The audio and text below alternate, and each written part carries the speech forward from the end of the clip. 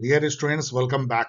Yes, for my second semester student of Delhi University and others, जो मुझे बताया गया है कि कल ही जो है सेकंड सेमेस्टर डीयू में इस पेपर का एग्जाम है, semester exam methods and approaches in comparative political analysis. ये फर्स्ट टाइम है जबकि कोई भी स्टूडेंट बीए ऑनर्स में कंपैरेटिव पॉलिटिक्स पढ़ता है, उसकी इंट्रोडक्शन होती है। इसकी जो वीडियो है एक बहुत ही टफ टाइम में बना रहा हूँ। आई एम ट्रेवलिंग, लेकिन मुझे लगता है कि कुछ हेल्प तो मुझे करना चाहिए। आज रात में मैं बना रहा हूँ, और यदि आप डीयू के स्टूडेंट हैं सेकंड सेम के, तो आपको कुछ घंटे ही मिलेंगे इसको रिवाइज करने। बट मुझे ऐसा लगता है, पूरा विश्वास है कि यदि इस वीडियो को आप 2-3 बार देखें, क्योंकि इसमें केवल जो है इस 2 साल के क्वेश्चन नहीं है 25-24, लेकिन पहले के भी क्वेश्चन और जो नरेशन है उसको मैंने एज इट इज रखा। आपको कई साल के क्वेश्चन हर टॉपिक पे मिलते हैं और बहुत सारी बातें। केवल उन बातों को भी यदि आप वर्ड में पिरो देते हैं तो आप आराम से 4 या 5 क्वेश्चन लिख सकते हैं। Let us begin. यहाँ पे मैं आपको बता दूं कि मैंने जो 2 साल पहले जो एक वीडियो बनाया था पास्ट 3 इयर्स पेपर पे, उसके कुछ स्लाइड को मैंने एज इट इज छोड़ दिया है, क्योंकि वो काफी वैल्यूएबल है, बहुत पैशन के साथ मैंने रिकॉर्ड किया था। लेकिन जो नए जो स्लाइड हैं वो न्यू क्वेश्चन है 2025 और 24 के, और जो मुझे नई बातें कहनी होगी उसके थ्रू मैं बोलूंगा। Let us begin. ये रहा सिलेबस, जिसमें यदि आप देखें तो यूनिट 1 जो है वो पहले सेमेस्टर 3 में होता था सीबीसीएस में, लेकिन नेचर स्कोप था, वाई कंपेयर था, लेकिन कंपेरेटिव मेथड पे बहुत फोकस नहीं था। जो यहाँ पे है how to compare country, large and small and single country study, ये सब पहले नहीं था। एंड यूरोसेंट्रिज्म पहले था। तो एक टॉपिक नया पहले सेमेस्टर 3 से बाकी लिए गए हैं। यूनिट 2 जो है approaches to studying comparative politics, political system, structural, functional, वो इस तरीके से पहले था नहीं। डिफरेंट डिफरेंट जगह पे था, लेकिन इस तरह से नहीं था। ये नया लिया गया है। यूनिट 3 में approaches to studying comparative politics, traditional and neo institutionalism, ये था। ये सेमेस्टर 4 में आता था और वहाँ से इसको लिया गया है। यूनिट 4 जो है ये बिल्कुल नया है, जिसमें civic culture, subculture, hegemony, post materialism, social capital लिया गया है, बिल्कुल न्यू ऐड किया गया है। एंड यूनिट 5 है approaches to studying comparative politics, political economy. इसमें पहले जो है वो मॉडर्नाइजेशन था, लेकिन dependency, world system theory, under development नया जोड़ा गया है। और जेंडरिंग जो है पहले भी था, अभी भी है, कोई खास इसमें डिफरेंस नहीं है कि क्या प्रॉब्लम है, कैसे ये जेंडर्ड है पॉलिटिकल जो सिस्टम है, या पॉलिटी जो है जहाँ की वुमेन को वो रिप्रेजेंटेशन नहीं है जो मेल को है। तो क्या पॉलिटिक्स मेल का डोमेन है? क्या पॉलिटिक्स पूरे मेल के नज़रिए से जो है एक थ्योरी गढ़ी जाती है और प्रैक्टिस भी होती है? क्या theory and practice political science का या पॉलिटिक्स का क्या जेंडर्ड है? ये टॉपिक है। सो आप देख सकते हैं कि 6 आपको जो है इसमें थीम है, जो कहीं कहीं से लिए गए हैं, और काफ़ी जो है ये एक तरह का मिक्स जैसा जो है, मिक्स बाउल जो है सिलेबस है। थोड़ा डिफिकल्ट हो सकता है क्योंकि आप अभी सेकेंड सेमेस्टर में ही और आपको बहुत ज़्यादा आगे की चीज़ें पढ़ाई जा रही है। आई डोंट नो, मुझे लगता था कि जो पहले की सिलेबस है वो थोड़ी बेहतर, ज़्यादा ऑर्गेनाइज थी, but let us C.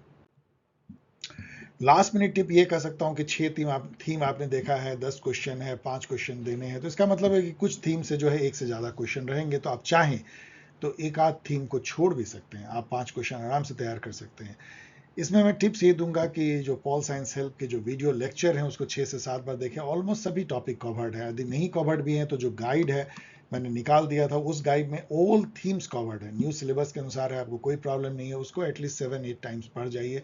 I don't think there will be much difficulty in writing good answer. ये गाइड जो है यहाँ पे नॉमिनल कॉस्ट पे इंस्टा मोजो पे अवेलेबल है।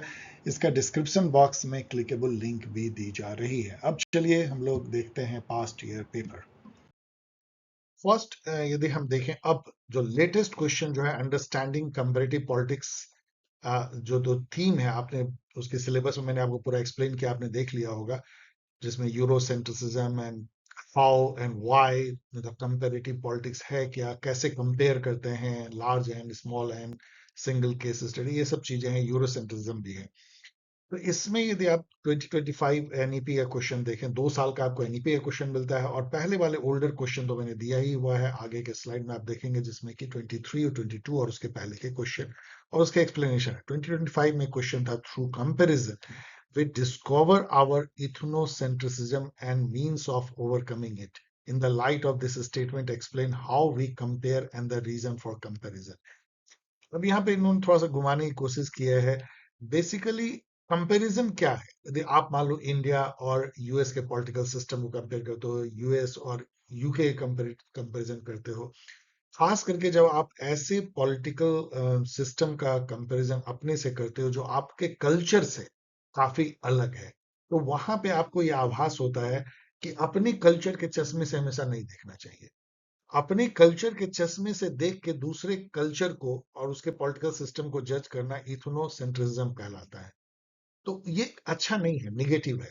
तो जब हम कंपेयर करते हैं तो हमको पता लगता है कि दुनिया में अलग अलग तरह के जो हैं कल्चरली गाइडेड पॉलिटिकल सिस्टम है, वो हमसे बहुत अलग हो सकते हैं। जैसे साउथ ईस्ट एशिया में भी हम देखते हैं तो ऑथोरिटेरियनिज्म है, खास करके ब्यूरोक्रेटिक ऑथोरिटेरियनिज्म, लेकिन वो काफी अच्छा हेल्प किया उस कंट्री को विकास करने में। सिंगापुर हो चाहे मलेशिया हो चाहे साउथ कोरिया, तो उसको हम जज नहीं कर सकते कि ये लिबरल रिजिम नहीं है, इसका मतलब ये इनइफिशिएंट होगा या अच्छा नहीं है। We cannot say that. Even we cannot say for monarchy कि ये मोनार्की है, मान लो कतर में, तो वो बहुत ही ऑथोरिटेरियन होगा, डिक्टेटरशिप होगा, या लोगों को कोई अधिकार नहीं होगा। Not not necessary.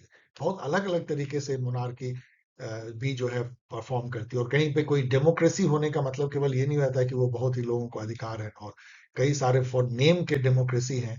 North Korea is calls people Republic of democratic Republic of Korea and all, लेकिन क्या है आप जानते हो।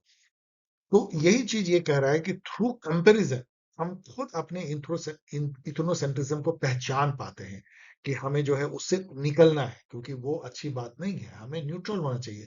हर पॉलिटिकल सिस्टम को उसी के कल्चरल कॉन्टेक्स्ट में हमें देखना चाहिए।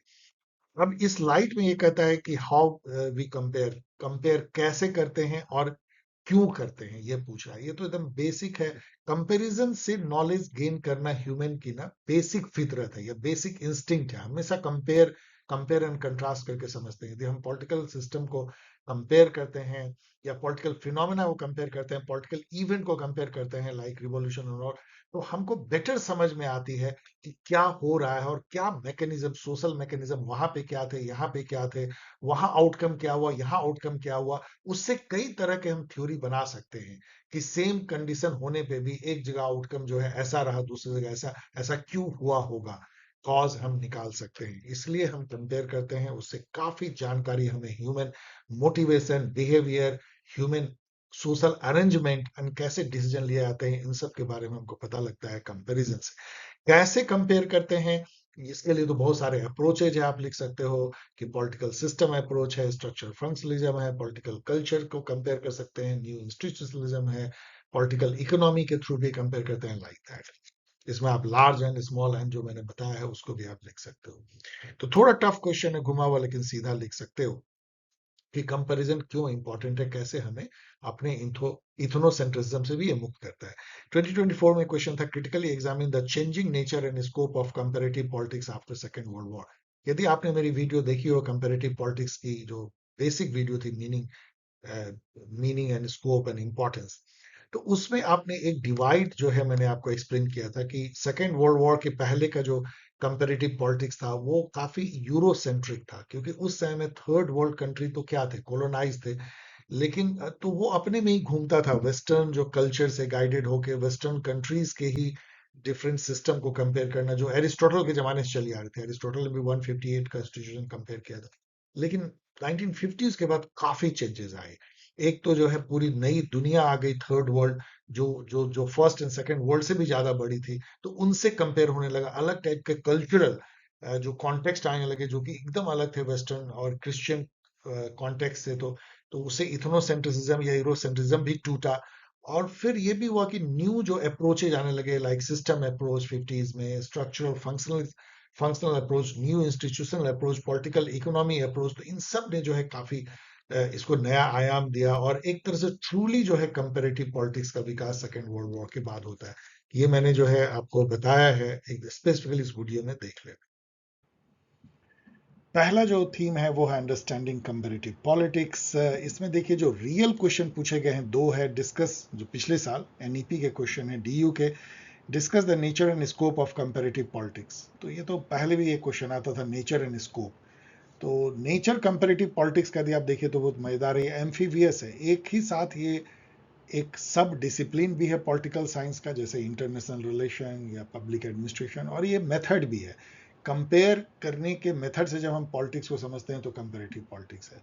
अदरवाइज कंपेरेटिव पॉलिटिक्स अपने थ्योरी को लेके, अपने पास्ट नॉलेज को लेके, अपने एक पैराडाइम को लेके, ये एक जो है सब डिसिप्लिन भी है। तो इसका नेचर इस टाइप का है। स्कोप जो है वो कुछ भी हो सकता है, मतलब कई कंट्री को एनालाइज कर सकते हैं एक साथ, या एक कंट्री को हम एक सिंगल केस स्टडी के रूप में कर सकते हैं। इसमें सब्जेक्ट बहुत वैरिड लिया सकते हैं। मान लीजिए हम डेमोक्रेटाइजेशन पे एनालिसिस कर रहे हैं कि पूरे डेवलपिंग कंट्री में डेमोक्रेटाइजेशन कैसे हुआ, हमने एक साथ 25-30 कंट्री को कंपेरिजन लिया।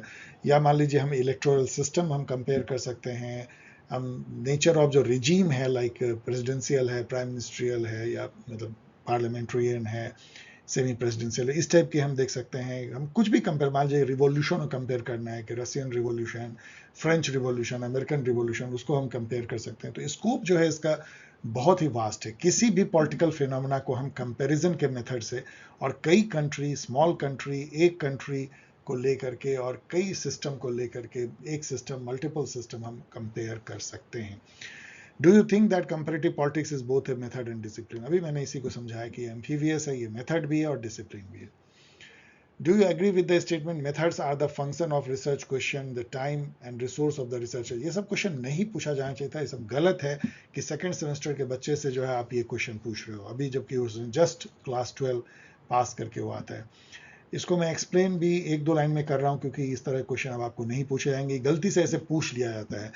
बेसिकली ये कह रहे हैं कि जो रिसर्च क्वेश्चन होती है, मान लीजिए आप रिसर्च कर रहे हैं और आप ये क्वेश्चन पूछ रहे हैं फॉर एग्जाम्पल कि क्या फैक्टर होते हैं वोटर के टर्नआउट को क्या इफेक्ट करते हैं।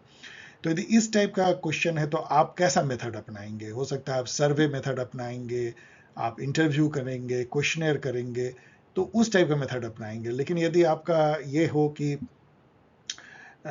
एक जो वोटर है उसको यदि यदि मान लीजिए सोशल वेलफेयर की पॉलिसी दी जाती है, लाभार्थी जिसको बोलते हैं, तो उससे उसका कितना इफेक्ट पड़ता है उसके वोटिंग पे, तो वहाँ पे क्वांटिटेटिव एनालिसिस आपको करनी पड़ सकती है।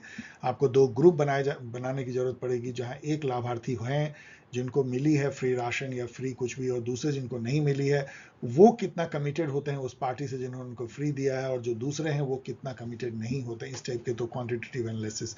तो मेथड डिपेंड करता है रिसर्च क्वेश्चन पे ऑफ कोर्स, और कितना आपके पास में टाइम है, रिसोर्स है, इस पे भी। यदि आपके पास बहुत कम टाइम है तो क्या आप सर्वे करेंगे, क्या इंटरव्यू करेंगे, क्या प्राइमरी डेटा करेंगे? आप क्विकली जो है सेकेंडरी डेटा से, जो आपको सोशल मीडिया पे मिलेगा या वेबसाइट पे मिलेगी, या जो बने बनाए डॉक्यूमेंट मिलेंगे, उसको तुरंत आप लेकर के करने की कोशिश करेंगे। तो ये क्वेश्चन नहीं पूछा जाना चाहिए था। 2022 में क्वेश्चन है, ऑफ कोर्स ये सब सीबीसीएस का है, इसका नहीं है।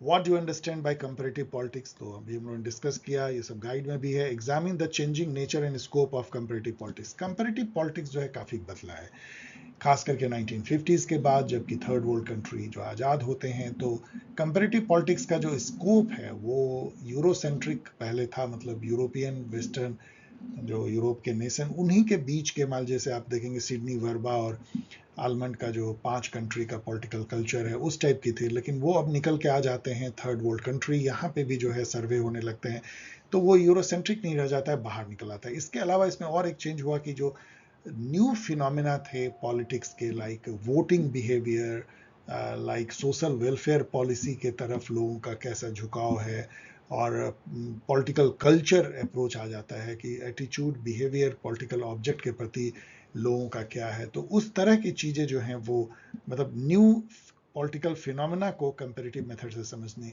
की इसमें एक चेंज आती है, और वो काफ़ी ज़्यादा इंटरडिसिप्लिनरी हो जाता है, बहुत ज़्यादा क्वांटिटेटिव हो जाता है, इंपेरिकल हो जाता है, और वो बहुत साइंटिफिक होने लगता है। उसकी जो एनालिसिस है वो साइंस के जैसे हाइपोथेसिस टेस्ट होने लगती है, ज़्यादा एनालिटिकल हो जाता है। 2021 में क्वेश्चन है, what is comparative politics? Again same same same.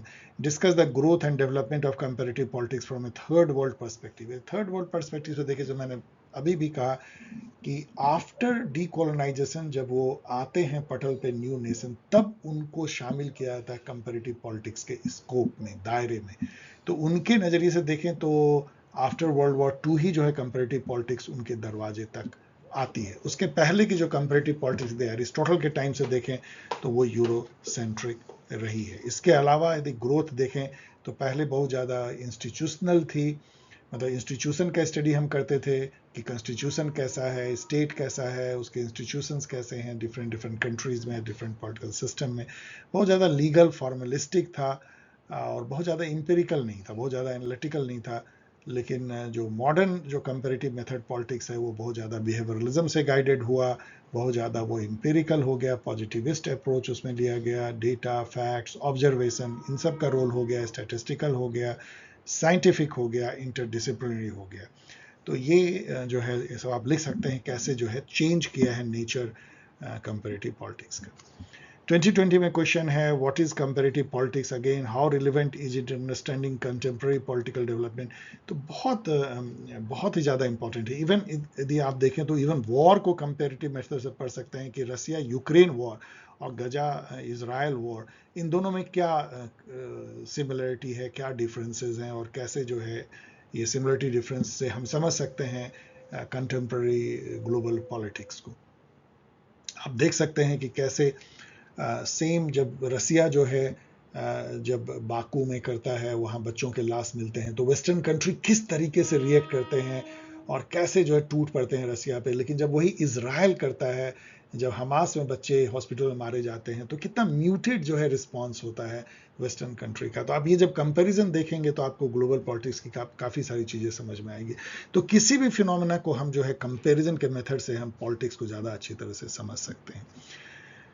2019 में क्वेश्चन है what advancement have been made in the study of comparative politics in recent time. अभी मैंने बताया वही कि मॉडर्न अप्रोच आप कर सकते हैं, कैसे कैसे लाया गया, कैसे ज़्यादा एनालिटिकल हो गया, इंटरडिसिप्लिनरी हो गई, कैसे इंपेरिकल हो गई, कैसे पॉजिटिविस्ट अप्रोच से हो गई, कैसे क्वांटिटेटिव हो गई, कैसे ज़्यादा जो है वो साइंटिफिक हो गई। पहले ही जो यूनिट है उसका एक थीम है गोइंग बियॉन्ड यूरोसेंट्रिज्म। यूरोसेंट्रिज्म मतलब कि जो इथनोसेंट्रिज्म से जुड़ा हुआ है, मतलब यूरोप, जिसमें कि नॉर्थ अमेरिका को भी आप यूरोप ही कर सकते हो, नॉर्थ अमेरिका, कनाडा और ऑस्ट्रेलिया, न्यूजीलैंड को भी आप यूरोप ही समझ सकते हो। यूरोप मीन्स डेवलप्ड कंट्री, जो जो जो कॉलोनाइज किया पूरी दुनिया को, जो अमीर कंट्री हैं, उनके नजरिए से जब आप पॉलिटिक्स को देखते हो, उसी के नजरिए से कंपेयर करते हो इंडिया के पॉलिटिकल सिस्टम को अफ्रीका के, तो यूरोसेंट्रिज्म है। उनके जो थॉट हैं वही मेन स्ट्रीम हो जाते हैं, एक तरह का हेजोमनी जो ग्रामस्ची ने कहा था वो यहाँ पे दिखती है। तो इसमें 2025 में क्वेश्चन है what do you understand by Eurocentrism. ये जो मैं कह रहा हूँ, मतलब यूरोप को सेंटर में रख के यूरोप के कल्चर को, मतलब एक मेन स्ट्रीम या समझो द कल्चर ले रख के, उसी चश्मे से, उसी वैल्यू सिस्टम से, उसी बिलीफ से जो वेस्टर्न वर्ल्ड की है, यदि पूरे दुनिया के पॉलिटिकल सिस्टम को हम देखें, जज करें, कंपेयर करें, तो यूरोसेंट्रिज्म, जो कि गलत है। How do post colonial scholar challenge Eurocentric approach in the study of comparative politics. In fact जो कुछ जो थॉट आए या कह लो जो जो डिफरेंट टाइप ऑफ जो थ्योरी बने कंपैरेटिव पॉलिटिक्स के, लाइक पोस्ट कॉलोनियल, जो कि इंटरनेशनल रिलेशन में भी है, सब अल्टरनेटिज्म या क्रिटिकल थ्योरी अप्रोच, ये सब ने जो है, इवन फेमिनिस्ट ने भी, वो काफी वेस्टर्न जो यूरोसेंट्रिक अप्रोच था उसको काफी चोट पहुंचाई। उन्होंने कहा कि नो, हमको किसी भी कल्चर के कॉन्टेक्स्ट में ही वहां के पॉलिटिकल सिस्टम को अध्ययन करना होगा, तभी हम समझ पाएंगे कि वो उसमें क्या अच्छा है, क्या बुरा है, या कैसे होना चाहिए। या ये सब छोड़ दो, हमें सिंपली डिस्क्राइब करना है कि कौन सा पॉलिटिकल सिस्टम कैसा है, हमें जज भी नहीं करना है, हमें नॉर्मेटिव नहीं बनानी है, इंपेरिकल वे में करनी है। तो पोस्ट कॉलोनियल स्कॉलर जो है, लाइक पाथा चटर्जी हैं, या तमाम तरह के, या फ्रेंच फैनन को देखो, तो उन लोगों ने जो है यूरोसेंट्रिज्म को काफी ध्वस्त किया है। उन्होंने कल्चरल जो हेजोमनी है यूरोप की या वेस्टर्न वर्ल्ड की, और उसके चश्मे से जो वो देखते हैं, लाइक ओरिएंटलिज्म, यदि आप एडवर्ड सेड का आप जिक्र कर सकते हो, उन्होंने एक इस बात को उभारा कि जो वेस्टर्न स्कॉलर हैं वो कैसे ईस्टर्न या थर्ड वर्ल्ड कंट्री के कल्चर को इसलिए स्टडी नहीं करते कि उसको समझ पाए, बल्कि इसलिए स्टडी करते कि उसको नीचा दिखा सके कि यूरोपियन कल्चर की तुलना में वो कैसे कमतर है और वो कैसे ऊपर है। तो इन सब को तोड़ने का काम जो है पोस्ट कॉलोनियल स्कॉलर्स ने किया है। डिफरेंट, आप फ्रेंच फैनन का नाम ले सकते हो, आप गायत्री चक्रवर्ती स्पिवाक का नाम ले सकते हो, होमी भाभा का नाम ले सकते हो, और फ्रेंच फैनन का भी नाम ले सकते हो, एडवर्ड सेड का ले सकते हो, सामिर अमीन का ले सकते हो। और 2024 में क्वेश्चन है although the focus of comparative politics is shifting beyond Eurocentrism, of course ये बात सही है कि कंपेरेटिव, लेकिन फिर भी the methodologies and approaches are still the same. ये मैं कई बार कहता हूं कि ये केवल कहना कि यूरोसेंट्रिज्म से हम निकल गए हैं, ये बिल्कुल बेमानी है। क्योंकि आप देखो जितनी हम थॉट पढ़ते हैं उसमें 90% यूरोप, यूरोप मतलब अमेरिका, यूरोप के थिंकर होते हैं।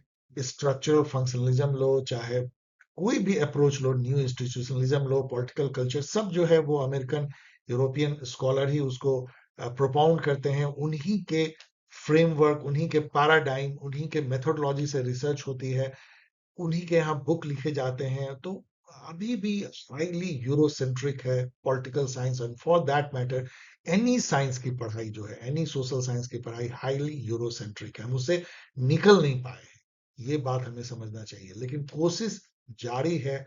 और कैसे होगी, जब जब इंडियन स्कॉलर यूरोप में जाके पढ़ेंगे तो उसी नजरिए से वो फिर अपने भी पॉलिटिकल सिस्टम को देखना शुरू कर देंगे। तो आपको इसमें क्रिटिकल होना है कि यूरोसेंट्रिज्म से हम क्यों नहीं निकल पाए, जो मैंने आपको बताया।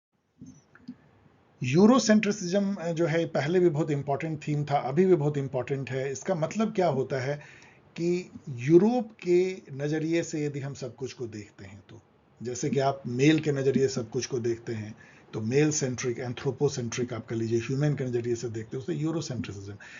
और ये इसलिए आरोप लगा, ये थर्ड वर्ल्ड कंट्री के तरफ से आरोप लगा कि पॉलिटिक्स जो है वो तो एक ह्यूमन वैल्यू को दर्शाता है, और यदि आपने अपने चश्मे ही ऐसे लगा रखे हैं कि यूरोप ही दुनिया है, वहाँ के लोग जिस तरीके से पॉलिटिक्स को समझते हैं, वहाँ के लोग जिस तरीके से स्टेट, उसके इंस्टीट्यूशंस, जो पॉलिटिकल वैल्यू हैं, लिबर्टी, राइट्स, इक्वालिटी, जस्टिस को समझते हैं, वही पूरी दुनिया पे लागू होगा, तो यूरोसेंट्रिसिज्म है। इसका मतलब यह है कि आपने जस्टिस की परिभाषा दे दी, मान लो जॉन रॉल ने, आप कह रहे हैं कि इंडिया में वही होगा, एशिया में वही होगा, अफ्रीका में भी वही होगा। तो ये जो है यूरोसेंट्रिज्म है, इससे बहुत हार्म होता है। क्योंकि क्या हार्म होता है, आप समझ सकते हो कि जो डाइवर्सिटी ऑफ नॉलेज है, जो कॉन्टेक्स्ट की डाइवर्सिटी है, मान लीजिए कि जस्टिस का बहुत सारे मायने हो सकते थे यदि हम समझने की कोशिश करते हैं कि डिफरेंट डिफरेंट पार्ट में जो डिफरेंट सोसाइटी है वो जस्टिस को कैसे वो समझती है और कैसे वो लागू करती है, रियलाइज करती है। इसके बदले यदि हमने जस्टिस को केवल एक नैरो यूरोपियन व्यू में समझा और उसी को थोपना चाहे हर जगह कि ये हमको इंप्लीमेंट करना है, तो यूरोसेंट्रिसिज्म है। 2023 में क्वेश्चन है, define Eurocentrism, what are the ways to address the issue of Eurocentrism in comparative politics. तो अभी जो बता रहे थे वही यूरोसेंट्रिज्म है। उसको एड्रेस करने का जो वेज है बहुत आसान नहीं है। प्रॉब्लम यह है कि जितने भी अच्छे कॉलेजेज हैं वो यूरोप में हैं। यूरोप जब हम कहते हैं तो यहाँ अमेरिका भी यूरोप ही कहलाता है, मतलब यूरोप का मतलब यूरोप नहीं है फिजिकल। तो सभी कॉलेज वहाँ पे हैं, सारी रिसर्च वहाँ पे हो रही है, तो उन्हीं के नज़रिए से अभी भी दिख रहा है। जितने भी आपको थिंकर एशिया या अफ्रीका के हैं वो सब यूरोप में ही पढ़ करके आते हैं, तो उनको बहुत डिफिकल्ट होता है कि उस चश्मे को उतार पाए। लेकिन फिर भी बहुत सारे वेज हो सकते हैं जहाँ पे कि एक इस टाइप का एग्जर्शन हो थर्ड वर्ल्ड कंट्री का, कि हमारी जो सोच है वो भी उतने ही मायने रखती है, हमारी जो वैल्यू है उतने ही मायने रखती है। जैसे महातिर मोहम्मद जो मलेशिया के थे, उन्होंने एक बुक लिखा था एशियन वैल्यू, और उसमें उन्होंने कहा था कि हमारी जो वैल्यू सिस्टम है वो अलग है, इसलिए हमारी पॉलिटिक्स की परिभाषा, पॉलिटिकल वैल्यूज की परिभाषा वो बिल्कुल अलग है। तो उस टाइप की एजर्सन जो है, अब जो ऐसे एजर्सन काफ़ी थिंकर के द्वारा हो रहे हैं, जैसे एडवर्ड सेड ने एक बुक लिखा ओरिएंटलिज्म, उसमें भी उन्होंने इस बात को दर्शाया कि यूरोसेंट्रिज्म कैसे जो है नॉलेज को हार्म करता है। क्योंकि जो वेस्टर्न थिंकर हैं वो ईस्टर्न या ओरिएंटल नॉलेज को इसलिए नहीं पढ़ते कि वो समझ पाए कि डाइवर्सिटी कहाँ है पॉलिटिकल अंडरस्टैंडिंग में, बल्कि वो एक बाइनरी अपोजिशन क्रिएट करना चाहते हैं कि देखो हमारी नॉलेज सिस्टम पॉलिटिक्स की कितनी अच्छी है और ओरिएंटल कितना बुरा है। That is called orientalism. तो इस टाइप के जो तरीके जो हैं वो, और कई और तरीके मैंने अपने एग्जाम गाइड में लिखे हैं, उसको पढ़िए कि कैसे हम जो है यूरोसेंट्रिज्म से लड़ सकते हैं। लेकिन कोई इजी मेथड नहीं है। 2021 है, what is Eurocentrism again in comparative politics, how Asian and African perspective challenge the Eurocentric basis. तो वही एशियन वैल्यू टाइप के जो एफर्ट बहुत हुए हैं, बहुत सारे थिंकर, गांधी जी ने जो है अपने स्वराज में जो है वेस्टर्न सिविलाइजेशन और वेस्टर्न सिविलाइजेशन का जो नोशन है नेशन का और इंडिपेंडेंस का, उसको चैलेंज किया उन्होंने। तो कई थिंकर हुए, इवन इकबाल ने जो मिल्लत या कम्युनिटी का कॉन्सेप्ट दिया, वो वेस्टर्न कम्युनिटी के कॉन्सेप्ट को काटता है। तो कई कई थिंकर हुए हैं जिन्होंने कि जैसे रविन्द्रनाथ टैगोर देखे तो उन्होंने वेस्टर्न नेशनलिज्म को नकारा, उनका जो नेशनलिज्म वसुधैव कुटुंबकम वाली जो थॉट हमारे संस्कृत के एंशिएंट है उसको उन्होंने आगे वो ले गए। तो ऐसे कई थिंकर हैं जिन्होंने कि कंपैरेटिव पॉलिटिक्स में एशियन एंड अफ्रीकन पर्सपेक्टिव को उभारने में बहुत बड़ा काम किया है, और ये दुनिया को बताया है कि यूरोप के बाहर जो दुनिया है वो भी उतनी ही उन्नत है, उतनी ही नॉलेजेबल है, उतनी ही वैल्यूएबल है नॉलेज के लिए, और उसको नकारना ठीक नहीं है। 2020 में है what were the detrimental effect Eurocentrism had on comparative political analysis, क्योंकि इससे क्या होती है, यदि आप कंपेयर कर रहे हो और आप लिमिटेड केवल सैंपल को कंपेयर करोगे, उससे कोई प्रपोजिशन निकालोगे, उसको पूरी दुनिया में यूनिवर्सल लागू करोगे, सोचो कितना डेट्रीमेंटल है, कितना धोखे वाली आपकी जो है रिसर्च है, और कितने गलत ढंग से जो आप जनरलाइज कर रहे हो, क्योंकि आप यूरोसेंट्रिक होकर के पूरी दुनिया पे उसको थोप रहे हो। How did the non European comparative challenge the Eurocentric message, अभी जो हम लोग डिस्कस कर रहे थे ये गाइड में और पढ़ लीजिए, कई कई तरीके से जो है नॉन यूरोपियन कंपेरेटिविस्ट जो हुए हैं उन्होंने यूरोसेंट्रिज्म को काटा है। 2019 में क्वेश्चन है what are the limitations of Eurocentrism in the study of political science. ये तो लैंग्वेज थोड़ा हिला हुआ है, इसका मतलब ये होता है कि यूरोसेंट्रिज्म कैसे चैलेंज पैदा करता है स्टडी ऑफ पॉलिटिकल साइंस में, कहने का मतलब यही। और ये जितनी अभी हम लोग बातें कर रहे थे यही तो है कि कैसे वो चैलेंज पैदा करता है, क्योंकि वो हमारे आंख पे पट्टी बांधता है, वो हमें भ्रमित करता है, मतलब हमें कंफ्यूज करता है, हमारे सैंपल सेट को छोटा करता है, और वो हमें जो है नॉलेज जो ट्रू मिलना चाहिए उसको देखने ही नहीं देता है। इसके चलते जो हम देखते हैं वो फॉल्टी देखते हैं, और उसी से हमारा नॉलेज जो डेवलप होता है वो फॉल्टी डेवलप होता है। उससे एक बाइनरी भी डेवलप होती है कि जो कुछ भी यूरोप में है वो श्रेष्ठ है और जो बाकी दुनिया में है वो नीचा है। उसके चलते एक तरह का एंटागोनिज्म भी पैदा होता है, कल्चरल एंटागोनिज्म, उससे भी पूरी दुनिया में कोई फायदा होता नहीं है। सेकेंड थीम देखिए, understanding comparative method, how to compare countries, large and small and single country studies. अब यहाँ पे भी आपको थोड़ी कठिनाई होगी, क्योंकि एकदम डीपली जो है ये मेथड है, मतलब कंपेरेटिव मेथड कितने तरह के होते हैं, जैसे केस स्टडी एक मेथड हो सकता है, हिस्टोरिकल कंपेरेटिव स्टडी हो सकती है, देन सर्वे हो सकती है, सर्वे भी अलग अलग तरह के हो सकते हैं, फोकस ग्रुप रिसर्च होता है, या लॉन्गिट्यूडनल स्टडी होती है, या क्रॉस नेशनल स्टडी होती है। उसमें भी जो है लार्ज एन हो सकता है, हम एक साथ जो है 100 कंट्री को जो है एनालाइज करें, ग्लोबल डेटा सेट लेकर के, मान लीजिए ITU के डेटा लेकर के हम टेलीकम्युनिकेशन पे देखें कि जेंडर डिवीजन कैसा है, लार्ज एन। इसी तरह से स्मॉल एन हो सकता है जहाँ पे कि हम दो तीन बहुत ही सिमिलर लुकिंग कंट्री को, मान लीजिए दो तीन जो फेडरल कंट्री है, अमेरिका, ऑस्ट्रेलिया, कनाडा, उसको हम चुनते हैं और उसमें एक डिफरेंस केवल है, उसको हम देखते हैं, जैसे most similar set of system हम लेते हैं, या most different set of setup system भी ले सकते हैं। स्मॉल कंट्री में 4-5 कंट्री ले जो कि आपस में बहुत डिफरेंट है, एक यूनिटरी है, एक फेडरल है, एक अलग टाइप की है, और उसमें हम ढूंढने की कोशिश करते हैं क्या डिफरेंस है और क्यों डिफरेंस है। तो इस तरह के जो हैं वो स्मॉल एन कहलाते हैं, बहुत कम, और क्रॉस नेशनल तो दोनों ही हैं, लार्ज एन और स्मॉल एन।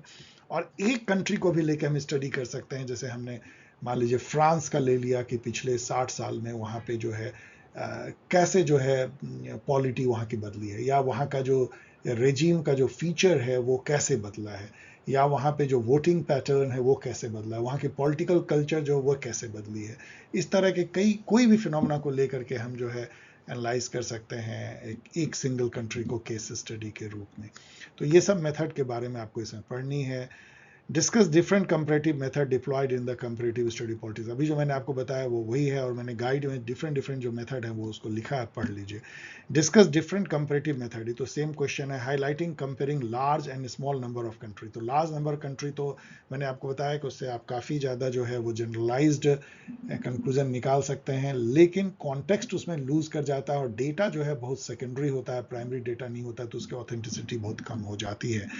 स्मॉल एन जो है वो दो तरीका का ले सकते हैं, हमने बहुत थोड़े से कंट्री लिए, एक तो एक सेट ऐसा लिया जो एकदम सभी चीज में सिमिलर है, केवल एक जो फिनोमेना हम स्टडी कर रहे हैं उसमें वो डिफरेंट है, और एक दूसरा तरह का स्टडी होता है MDSD कहते हैं, मोस्ट डिफरेंट जो जो सेट है, तो वो उसमें हम ऐसे कंट्री लेते हैं जो कि एकदम डिफरेंट है, कंट्रास्ट है एक दूसरे से, और फिर उसको हम एनालाइज करते हैं कि क्यों वो जो है किस फैक्टर के चलते वो डिफरेंट है। और एक कंट्री को यदि हम लेते हैं तो केस स्टडी मेथड है। तो ये तीनों को आप एनालाइज कर, मतलब बड़े एक एक पैराग्राफ लिखेंगे तो ये आंसर बन जाएगा। डिस्कस उसके सबके प्रॉस एंड कॉन्स हैं, सबके अलग अलग मेथड हैं। Discuss the changes in the comparative method deployed in the comparative study of politics. अभी हमने वही जो पिछले स्लाइड में हमने डिस्कस किया था कि जो कंपैरेटिव मेथड है वो अधिक से अधिक एनालिटिकल हो गए हैं, मल्टी डिसिप्लिनरी हो गए हैं, अधिक से अधिक क्वांटिटेटिव हो गए हैं, डेटा आधारित हो गए हैं, कंप्यूटर से अब की जाती है, स्टैटिस्टिकल हो गए हैं, और उसकी रिलायबिलिटी बढ़ गई है, और उसमें डेटा कलेक्शन एंड उसको पैटर्न ढूंढना और classify and contrast and similarity ढूंढना, ये सब जो है मेथड जो है ज़्यादा बढ़ गया, मतलब ज़्यादा क्वांटिटेटिव एंड ज़्यादा एनालिटिकल एंड ज़्यादा साइंटिफिक हो गए हैं, ये चेंज हुई है। डियर स्टूडेंट, यदि आप यहाँ तक इस वीडियो में पहुंच गए तो आप ये देख रहे होंगे कि मैंने नई जो स्लाइड बनाई है उसमें 2 साल के क्वेश्चन को मैं बहुत ब्रीफ में डिस्कस कर रहा हूँ, और उसके पहले जो वीडियो के जो स्लाइड मैंने अभी तक इंटैक्ट रखे हैं, जिसमें कि 2023, 22 और उसके पहले के क्वेश्चन का काफी मैंने पैशनेट जो है एक्सप्लेनेशन दिया है, दोनों मिला के आपको काफी काफी नॉलेज हो जाएगी लिखने के लिए।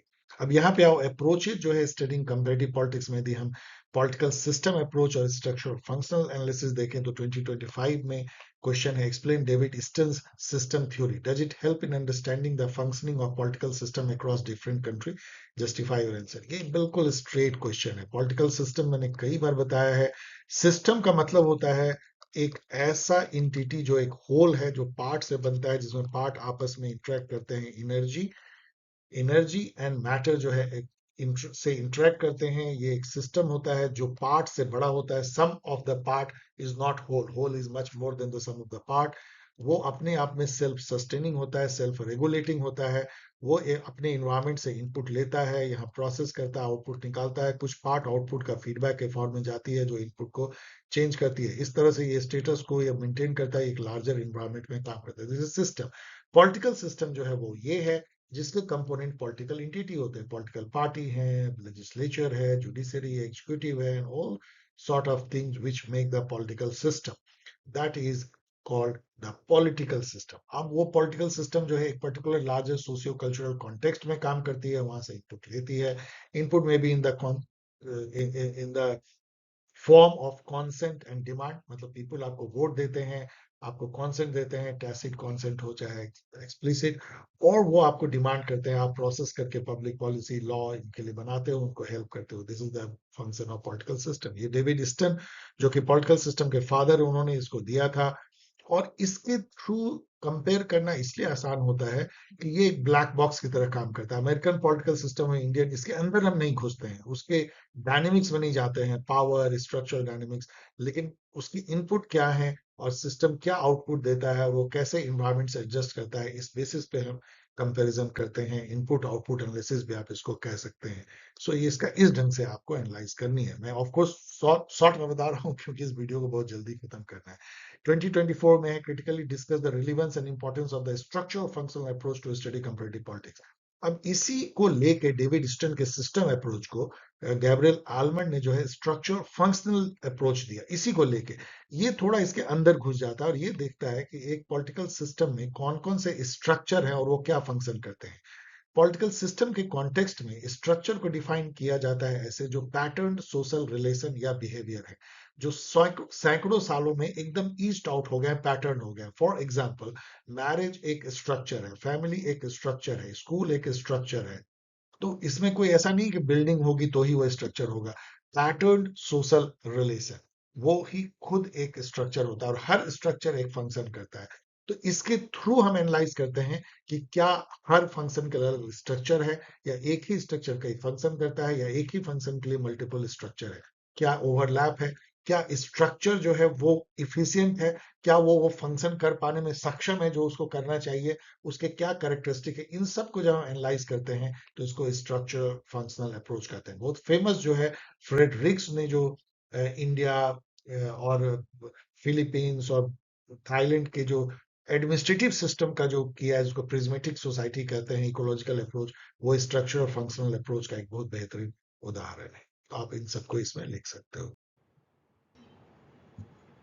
नेक्स्ट जो थीम है वो है approaches to studying comparative politics. इसमें बेसिकली आपको दो ही अप्रोच है, एक पॉलिटिकल सिस्टम अप्रोच और उसी का एक जो है डेरिवेटिव है structural functional approach. Political system approach basically क्या है कि इसमें ये बायोलॉजी से लिया गया है। एक सिस्टम, सिस्टम ऐसे किसी भी चीज को कहते हैं जो कि डिफरेंट पार्ट से बना है, जो पार्ट आपस में इंटरेक्ट करते हैं एनर्जी और मैटर से, और ये पार्ट मिल करके एक जो है कंबाइंड होल बनाते हैं जो पार्ट से ज्यादा होता है। जैसे हमारा शरीर एक सिस्टम है, इसमें हाथ पैर टांग जो डिफरेंट हर्ट, ये सब जो है उसके पार्ट हैं, लेकिन ये पार्ट से सीधा मिला हुआ नहीं है। जो होल है वो मोर देन द पार्ट है। और जो सिस्टम होता है वो इन्वायरमेंट, ये उसके इन्वायरमेंट है, उससे जो है वो इनपुट और आउटपुट से जुड़ा होता है। तो यहाँ से वो इनपुट लेता है एनर्जी और मैटर, और यहाँ आउटपुट जो है प्रोसेस करता है अपने पार्ट के थ्रू, और आउटपुट जो है बाहर देता है। और एक फीडबैक लूप भी होती है जिससे कि वो उसको हेल्प मिलती है अपने प्रोसेस को स्ट्रीमलाइन करने में। जब तक ये सिस्टम जो है अपने इन्वायरमेंट से इक्विलिब्रियम में रहता है तब तक ये सिस्टम मेंटेन रहता है, अदरवाइज ये सिस्टम जो है टूट के बिखर सकता है यदि वो इक्विलिब्रियम में ना हो। तो किसी भी चीज को हम सिस्टम देख सकते हैं। एक ऑर्गेनाइजेशन, मान लीजिए एक टाटा की कंपनी है, वो भी एक सिस्टम है। एक जो इंस्टीट्यूशन है, मान लीजिए आपका कॉलेज, वो भी, या इंस्टीट्यूशन या यूनिवर्सिटी, वो भी एक सिस्टम है। जो जो जो हमारी पॉलिटिकल जो पूरी सिस्टम है उसको भी हम सिस्टम कर सकते हैं। जो पूरी पॉलिटी, वो एक सिस्टम है। और पूरे ग्लोबल पॉलिटिक्स को भी हम एक सिस्टम, इंटरनेशनल सिस्टम कर सकते हैं। किसी भी लेवल पे हम जा सकते हैं सिस्टम, छोटे से बड़े। सो 2023 में क्वेश्चन है what do you mean by political system. अभी जो मैंने समझाया, पॉलिटिकल सिस्टम में जो पार्ट होंगे वो क्या होंगे, वो पॉलिटिकल ऑब्जेक्ट्स होंगे, like legislature, judiciary, executive, independent institutions, state institutions, जो आइडियाज हैं, सॉवरेनिटी के ideas, democracy, liberal democracy, representativeness, ये सब जो है डिफरेंट पार्ट होंगे।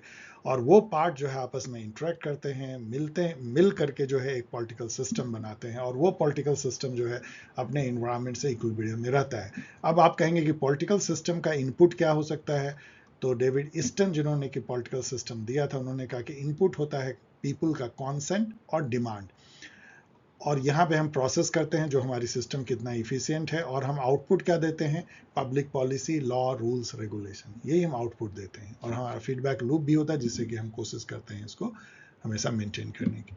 सो 2023 में क्वेश्चन है what do you mean by political system. अभी हमने एक्सप्लेन किया, critically analyse the political system approach to the comparative politics, give suitable example.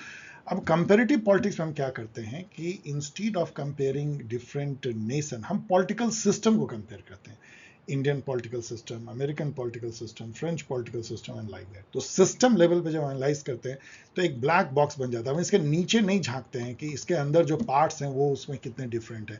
Her system का अपना अपना फीचर होता है और उसको ही हम कंपेयर करते हैं। तो एक तरह का मैक्रो कंपेरिजन होता है, नॉट माइक्रो। इसको गाइड से बाकी पढ़ लीजिए, बहुत सारे एग्जाम्पल मैंने दिए हैं। जो स्ट्रक्चरल फंक्शनलिज्म पे क्वेश्चन नहीं आया, इस तरह आ सकता है discuss structural functional approach to comparative politics. अब स्ट्रक्चरल फंक्शनल अप्रोच क्या करता है ना, सिस्टम अप्रोच से ही आगे बढ़ता है, वो अंदर घुस जाता है सिस्टम के। अब वो ये कहता है ये जो पार्ट्स हैं उसको वो स्ट्रक्चर्स कहता है। स्ट्रक्चर मतलब कि दीवार और ईंट जो है, बालू, सीमेंट, और इसको मत समझिए।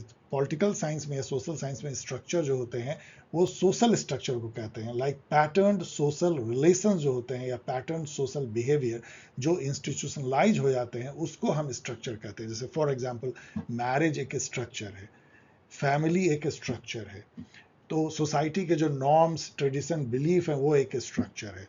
और इनफैक्ट यस, आपका इंस्टीट्यूशन भी एक स्ट्रक्चर है। जो हमारा मान लीजिए पॉलिटिकल पार्टी भी एक स्ट्रक्चर है, कोर्ट कचहरी भी एक स्ट्रक्चर है। लेकिन वो जो एक पैटर्न सोशल बिहेवियर या पैटर्न सोशल रिलेशन को जो एस्टेब्लिश करता है, वो उसमें से खास है। हर सोशल स्ट्रक्चर जो है, स्ट्रक्चरल फंक्शनल अप्रोच में माना जाता है कि वो इसलिए क्रिएटेड है क्योंकि वो खुद कुछ खास फंक्शन करता है। और वो फंक्शन यदि वो इफिशिएंटली, वो स्ट्रक्चर, जैसे फैमिली जो है उसका फंक्शन आपको पता है क्या है। हेगल से लेके सब ने बताया है, इवन एरिस्टोटल ने बताया, बहुत बड़े बड़े फंक्शन करता है। मैरिज का फंक्शन आपको पता है क्या समाज में। तो जब तक वो स्ट्रक्चर इफिशिएंटली अपना असाइंड फंक्शन करता है तब तक ये सिस्टम जो है वो अच्छा बना रहता है, मेंटेन रहता है। यदि कोई स्ट्रक्चर अपना फंक्शन को पूरा ठीक से ना कर पाए तो सिस्टम जो है वो टूटने लगेगा।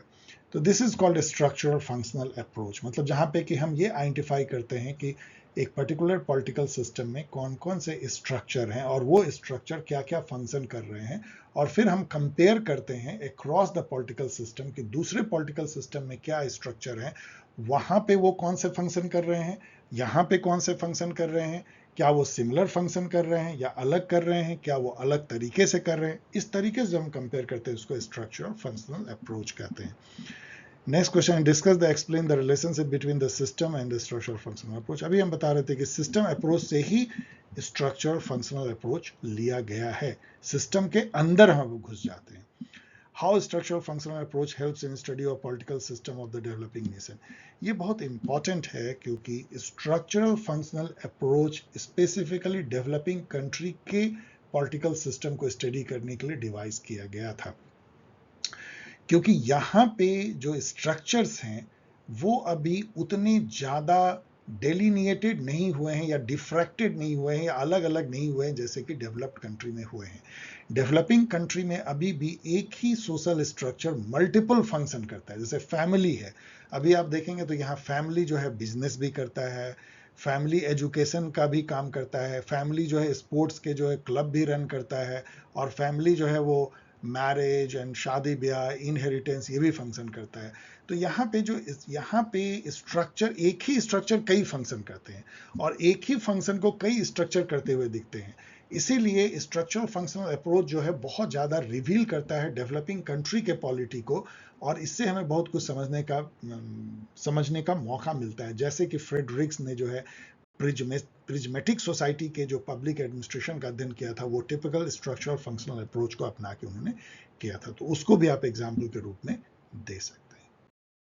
यदि हम दूसरा अप्रोच अब लें, neo institutionalism, traditional and neo, मतलब दो टाइप के इंस्टीट्यूशनलिज्म। देखो, जब से पॉलिटिकल साइंस की पढ़ाई शुरू हुई तब से इंस्टीट्यूशन ही मेन स्टे रहा है समझने का पॉलिटिक्स को। स्टेट सबसे बड़ा इंस्टीट्यूशन है, तो आप देखोगे कि शुरू से ही एरिस्टोटल हो, प्लेटो हो, स्टेट के बारे में, स्टेट क्या है, individual at large, state is a community of community, state एक नेचुरल इंस्टीट्यूशन है, state is March of God on earth, ये स्टेट स्टेट स्टेट, और उसके जो इंस्टीट्यूशन है like executive, judiciary, legislation, political parties and all. तो वो traditional approach है इंस्टीट्यूशनलिज्म का, जिसमें कि ज्यादा जो है हार्ड इंस्टीट्यूशन, जो टेंजिबल है, जो दिखती है, सड़क पे आर्मी दौड़ते हुए, कोर्ट कचहरी और। लेकिन न्यू इंस्टीट्यूशनलिज्म 1980s में आता है, मार्क एंड ऑल्सन लेकर के आते हैं, वो काफी सॉफ्ट इंस्टीट्यूशंस को वो तवज्जो देता है। इंस्टीट्यूशन केवल वो नहीं है जो आप देखते हो कि organisation, building and all. Institution is norm, belief system, value, practices, structured social relation, एक ऐसा बिहेवियरल एक अम्ब्रेला जिसके तहत लोग जो है एक पर्टिकुलर वे में बिहेव करते हैं, एक्शन लेते हैं, जो इंस्टीट्यूशन के पार्ट होते हैं। That is institution, new institutionalism.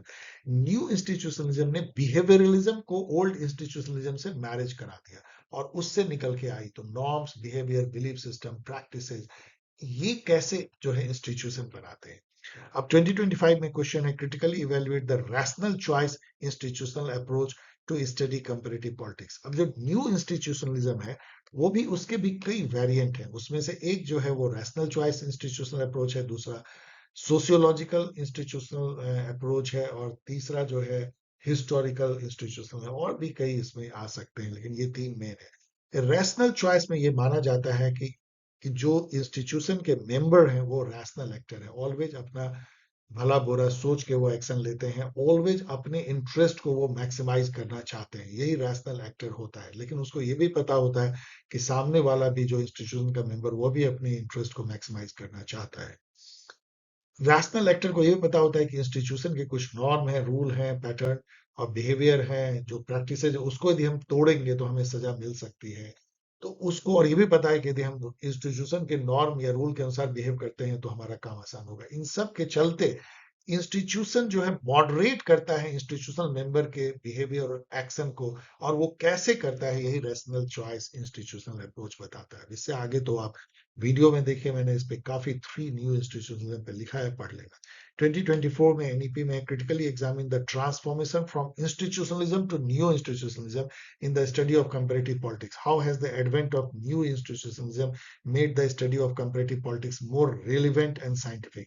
अब यहाँ पढ़ाई करनी है, मैंने गाइड में भी। और यहाँ मैं आपको बता दूं कि आपको जरूर गाइड लेना चाहिए। मुझे बहुत अफसोस होता है कि वो गाइड बहुत कम लोग आप लोग ले रहे हो। बहुत मेहनत से लिखी गई है, 1-2 साल पहले लिखी गई है, लेकिन सिलेबस बिल्कुल सही है, अभी भी वही है। और इसमें जो एक क्वेश्चन में डील किया था कि ओल्ड और न्यू के बीच में क्या डिफरेंस है, और कैसे न्यू जो है, बिकॉज ये सॉफ्ट इंस्टीट्यूशन को ज्यादा तवज्जो देती है, तो वो ज्यादा कैसे रिलेवेंट हो गई है, साइंटिफिक हो गई है और मोर कंपेरेटिव हो गई है।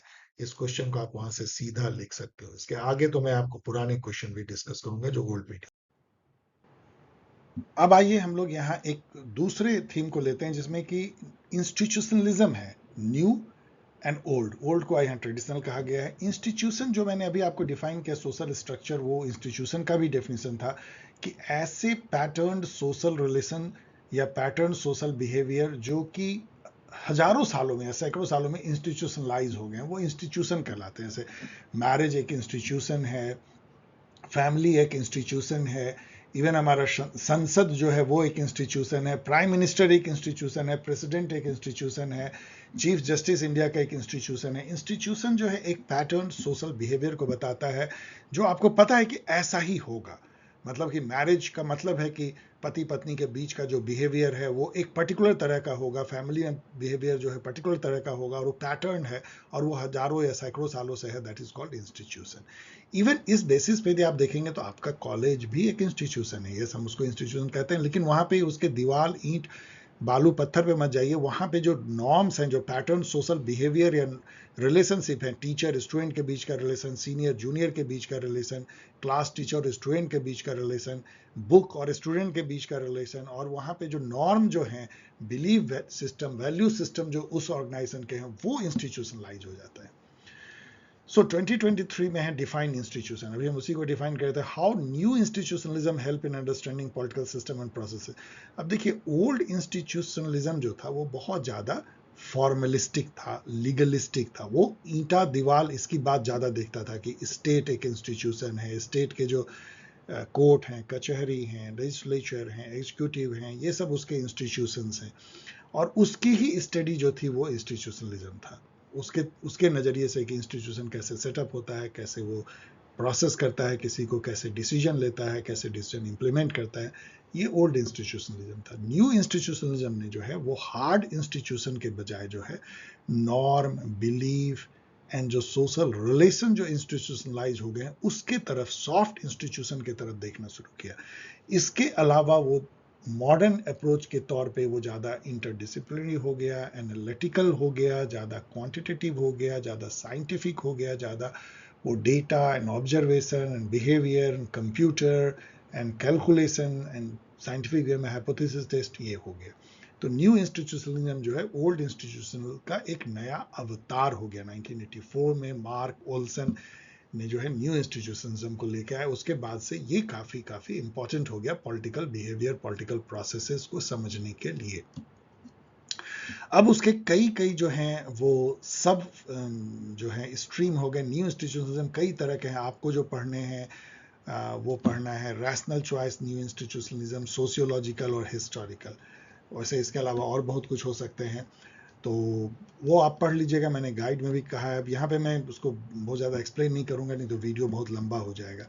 अब यहाँ देखिए, नोट आया था रैशनल चॉइस न्यू इंस्टीट्यूशनलिज्म पे। Rational choice new institutionalism basically ये कहता है कि इंस्टीट्यूशन तो वही है जो अभी हम लोगों ने कहा कि जो पैटर्न सोशल रिलेशन या बिहेवियर जो इंस्टीट्यूशनलाइज हो गए हैं, norm, belief and value system, लेकिन यहाँ पे जो इंडिविजुअल हैं इंस्टीट्यूशन के अंदर, वो एक रैशनल एक्टर हैं। वो हमेशा अपने यूटिलिटी को मैक्सिमाइज करने के लिए सोचते रहते हैं, वैसे ही डिसीजन लेते हैं। लेकिन एक इंस्टीट्यूशन के अंदर वो ये भी जानते हैं कि जो दूसरे इंडिविजुअल हैं उनके भी इंटरेस्ट का उनको ध्यान रखना है, नहीं तो उनकी बात कोई नहीं मानेगा। इसके अलावा इंस्टीट्यूशनल नॉर्म्स जो हैं वो उसके सामने जो इंसेंटिव एंड एक तरह का कंस्ट्रेन जिसको कहते हैं, आपको उनको रोकते भी हैं और कुछ इंसेंटिव भी देते हैं। तो इंस्टीट्यूशन जो है रैशनल एक्टर के बिहेवियर को मॉडरेट करते हैं इस तरीके से कि अल्टीमेटली वो जो है ऐसा ही डिसीजन लेता है जो उसके और दूसरे के भी भले में हो इंस्टीट्यूशनल कॉन्टेक्स्ट में। That is rational choice institutionalism, जो इकोनॉमिक्स से आता है। सोशियोलॉजिकल न्यू इंस्टीट्यूशनलिज्म जो ये कहता है कि जो लार्जर सोशियो कल्चरल कॉन्टेक्स्ट है उससे हर इंस्टीट्यूशन अफेक्टेड होता है और उसी को मिमिक करने लेता है। इसको इंस्टीट्यूशनल आइसोमॉर्फिज्म कहते हैं। मतलब उससे आप बच नहीं सकते हो। इसलिए इंडिया का कोई भी इंस्टीट्यूशन लो, वो इंडिया का जो लार्जर सोशियो कल्चरल कॉन्टेक्स्ट है उससे वो मिरर करने लगता है। यही फ्रेडरिक्स ने भी कहा था। हिस्टोरिकल न्यू इंस्टीट्यूशनलिज्म जो है वो कैसे जो एक हिस्टोरिकल जो एक लिगेसी होती है इंस्टीट्यूशन की, वो हिस्ट्री में किस तरीके से इवॉल्व करता है, पाथ डिपेंडेंसी हो जाती है, उसके पैटर्न पे समझने की एक ज़रूरत है कि अभी का जो इंस्टीट्यूशन आप देखते हो, यदि उसके हिस्टोरिकल लिगेसी को आप देखोगे तो आप समझ पाओगे कि अभी जो वो है वो वैसा क्यों है। 2023 में क्वेश्चन है, सीबीसीएस का क्वेश्चन था, old what is new in new institutionalism. अभी इन्होंने बताया न्यू बहुत सारा है, soft institutionalism, modern approach, analytical, empirical, data, scientific and all. Discuss its relevance in comparing political system in global south. मतलब अगेन डेवलपिंग कंट्री के लिए जो है न्यू इंस्टीट्यूशनलिज्म उसी तरह का हेल्पफुल है जैसे कि स्ट्रक्चरल फंक्शनल अप्रोच। 2022 में क्वेश्चन है, discuss the new institutional approach to the study of comparative politics. ये तो घिसा बेटा क्वेश्चन है, अभी तक आप समझ गए होंगे कि सेम क्वेश्चन है। Next question, what do you understand by new institutionalism? Same question, discuss in brief the three new institutionalism: rational choice, sociological history of history. अभी हमने उसी को बताया।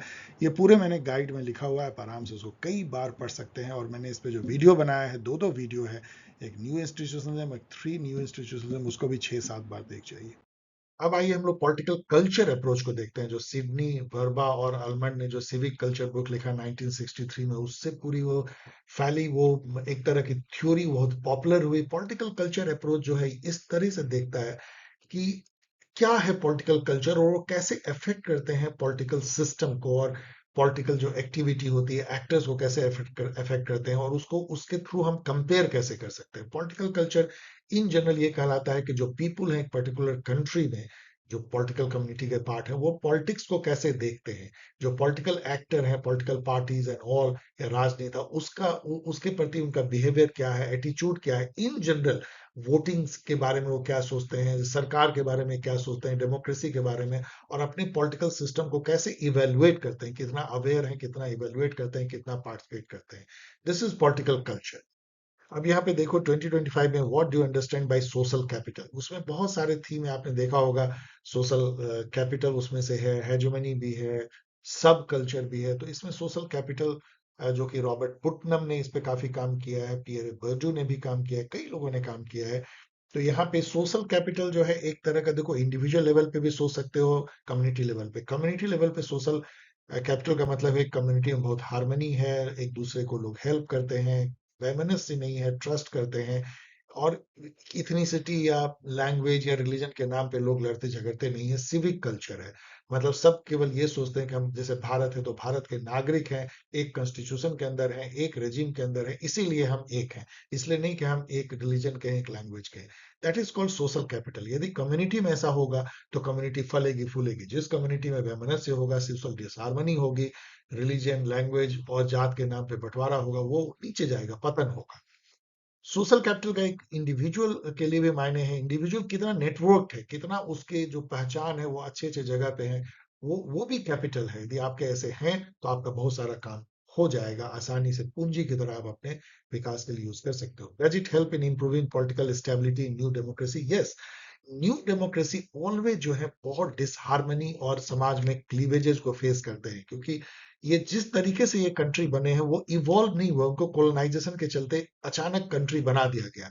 हर कंट्री इसमें से मल्टी इथनिक है, मल्टी रिलीजियस है, मल्टी लिंग्विस्टिक है, और उसके जो नए रेजिम आते हैं वो वोट के चलते जो है डेमोक्रेसी कहलाते हैं। तो रिलीजियम, जात के नाम पे वोट मांगते हैं, उसके चलते समाज में और खाई बढ़ती है और डिसहार्मनी होती है। यदि सोशल कैपिटल होगा तो डेफिनेटली सोशल हार्मनी होगी, और उससे पॉलिटिकल स्टेबिलिटी भी आएगी न्यू डेमोक्रेसी में। Examine Gramsci's concept of hegemony. ये तो मैंने कितनी बार कितने फोरम पे बताया। हेजोमनी जो है, ग्रामस्की कहते हैं कि वो केवल डंडे के बल पे नहीं, मतलब वायलेंस के बल पे नहीं, लेकिन आइडियोलॉजी के, विचार के बल पे, बुक से, मूवी से, उपन्यासों से, एंड ऑल काइंड ऑफ जो डिस्कोर्स होता है उसके थ्रू यदि आप एक पूरे कॉम पे जिस पर आप शासन करते हो उसके दिमाग पे ही कब्जा कर लो और उसको ये फील हो कि आपके अंडर में उसका होना ही उसके लिए बेटर है, तो ये हेजेमनी है। That is called cultural hegemony. How cannot, तो उन्होंने कैपिटलिज्म के कॉन्टेक्स्ट में इसको यूज किया था कि कैपिटल क्लास जो है वो वर्किंग क्लास पे के माइंड पे कब्जा करता है, कल्चरल हेजेमनी स्टैब्लिश करता है, और उसके चलते ही बिना किसी वायलेंस के, बिना किसी कोएर्सन के, बिना किसी रेजिस्टेंस के दसियों दसियों या वर्षों सैकड़ों सालों तक कैपिटलिज्म चल सकता है। How can it be apply to understand how dominant political ideas maintain power in society through cultural hegemony. इस पे मेरी पूरी वीडियो देखना है जो मैंने बनाया है। 2024 में है what do mean by political culture, अभी मैंने बताया। क्रिटिकली मतलब attitude behaviour towards political system by the people in general and how much they are aware and how they participate. Critically discuss the characteristic of the civic culture propounded by Signifer. Civic culture वही है जहां पे कि आप इसलिए अपने को एक मानते हैं, अपने पॉलिटिकल सिस्टम के इक्वल मेंबर मानते हैं, क्योंकि आप जो है एक रजीम के तहत हैं, एक पॉलिटिकल सिस्टम के पार्ट है। सिविक कल्चर जो है वो एक ऐसा कल्चर है, पॉलिटिकल कल्चर जो मिक्स है, जुडिशियस मिक्स है तीन तरह के प्योर आइडियलिस्टिक पॉलिटिकल कल्चर का। वन पैरोकियल, दूसरा सब्जेक्ट एंड तीसरा पार्टिसिपेंट। मतलब ये है कि आप जो है अवेयर भी हो, बहुत ज्यादा नहीं, बहुत एक्टिव नहीं हो, अपने काम धंधे में लगे, लेकिन ठीक ठीक से पता है कि कौन पार्टी का क्या एजेंडा है, क्या उसकी आइडियोलॉजी है, क्या उसकी पब्लिक पॉलिसी होगी, और आप पार्टिसिपेट भी करते हो, वोट देते हो, आप कभी छोटा ब्लॉग भी लिख लेते हो, लेकिन हर बात पे सड़क पे नहीं निकल आते हो। तो उस टाइप का जो कल्चर है, that is the best culture for democracy, that is civic culture. The judicious mix of all three type of ideal culture: parochial, subject, and participant political culture. Critically examine Gramsci's concept of hegemony। ये तो मैंने जो अभी कहा उसको थोड़ा critically, कि वो कैपिटलिस्ट कॉन्सेप्ट उन्होंने कहा था कई न्यू फ्रेम में हो सकता है कि उस तरीके से ना हो, और वो उनका एक अपना कंस्ट्रक्ट था, लेकिन that is a very very strong construct कि कैसे कैपिटलिस्ट क्लास या कोई भी क्लास जो हेजोमनी स्टैब्लिश करता है, जैसे वेस्टर्न वर्ल्ड ने पूरी दुनिया पे हेजोमनी स्टैब्लिश किया, तो वो उनकी मूवी से, उनके नॉवेल से, और उनके पूरे डिस्कोर्स आइडियोलॉजी के थ्रू उन्होंने शासन किया कि वो बेहतर हैं, और हम लोग मानने लगे कि हाँ, अंग्रेजों का शासन ही हमारे लिए बेहतर है। That was an example of cultural hegemony. Now come to the political culture approach. ये पहले भी था, और इसको इसलिए उससे पुराने क्वेश्चन भी मैंने इतने सारे लिए हैं जो सीबीसीएस के। 2023 में क्वेश्चन है what do you mean by political culture, discuss the concept of civic culture by Sidney बर्वर। पॉलिटिकल कल्चर जो है वो कल्चर जो है, ओवरऑल कल्चर, कल्चर उससे लिया गया है। कल्चर क्या है? जो लर्नड सोशल बिहेवियर जो होते हैं उसको कल्चर कहते हैं। जब आप किसी बड़े को देखते हैं, आप झुक करके प्रणाम करते हैं, पैर छू के प्रणाम करते हैं, ये कल्चर है। आप ये बर्थ से लेके नहीं आते, आपको सिखाया जाता है। औरतें हंसती हैं तो मुंह पे हाथ रख लेती हैं, कल्चर है।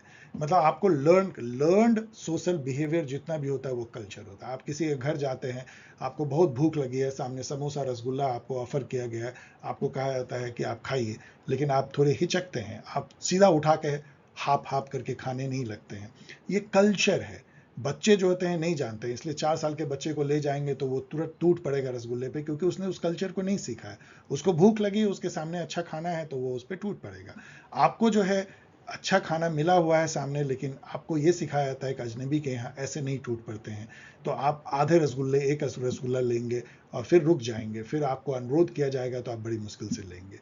तो दिस इज कॉल्ड कल्चर। ऐसे कितने ही कल्चरल जो है आप एस्पेक्ट देखेंगे, हम लोग बचपन से लर्न करते हैं, दोज आर कल्चर। कैसे कैसे टाई बांधा जाए, कैसे जूते के फीते बांधे जाए, कैसे कमीज पहने जाए, कैसे बोली जाए, कैसे बॉडी लैंग्वेज किया जाए, सब कुछ कल्चर होता है। तो अब इसी से जो है पॉलिटिकल कल्चर लिया गया। पॉलिटिकल कल्चर क्या है कि हमें जो, जब हमको सिखाया जाता है, जब हम बड़े होते हैं, तो पॉलिटिक्स क्या है, नेता क्या हैं, पॉलिटिकल पार्टीज क्या हैं, कौन अच्छा है कौन बुरा है, तो हम एक व्यू बिलीफ सिस्टम डेवलप कर लेते हैं कि ये पार्टी अच्छा है, ये आइडियोलॉजी अच्छा है, पॉलिटिक्स अच्छा है कि नहीं, पॉलिटिक्स बुरा है कि नहीं, पॉलिटिकल लीडर अच्छे हैं कि नहीं, बुरे हैं कि नहीं। तो एक जो सोसाइटी है उसका क्या ओरिएंटेशन है, क्या बिलीफ या वैल्यू सिस्टम वो एसोसिएट करता है पॉलिटिकल ऑब्जेक्ट के साथ में। पॉलिटिकल ऑब्जेक्ट मतलब political system, political party, election, democracy and all, ये उसको पॉलिटिकल कल्चर कह सकते हैं आप। तो आप कह सकते हैं कि कई पॉलिटिकल कल्चर जो है बड़े अलूफ है, उनको पता ही नहीं यहाँ कौन नेता है मुझे नहीं पता है, कोई नृप हो ही हमें कहानी टाइप ऑफ। कुछ जो है बहुत एक्टिव हैं, बात बात पे जो है रोड पे निकल आते हैं, उन दोनों के बीच में भी जो है पॉलिटिकल कल्चर हो सकता है कई तरह का।